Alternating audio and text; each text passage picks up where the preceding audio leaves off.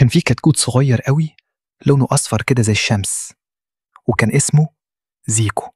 وزيكو ده كان بيحب اللعب والجري والهيصة، بس كان عنده مشكلة غريبة شوي. كان بيخاف من المطر. أيوة والله، أول ما السحاب يجي بيستخبى فورا. مرة شاف سحابة في السماء، جرى بسرعة واستخبى تحت كرتونة وقال أنا مش هخرج لحد ما الشمس ترجع. وكل الكتاكيت التانية كانت بتلعب وتجري في المطر، وهو قاعد لوحده زعلان تحت الكرتونة. وفجأة جات له بطة كبيرة اسمها توتة وقالت له يا زيكو أنت بتستخبى ليه؟ بصوت متردد: أنا بخاف من المطر يا توتة، ممكن أتبل وعي؟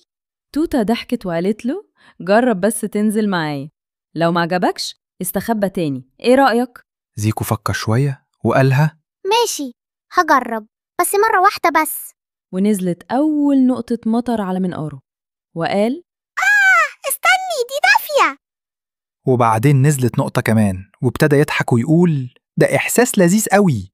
وفجأة لقيته بيرقص وسط المطر وبيقول بصوت عالي أنا بحب المطر.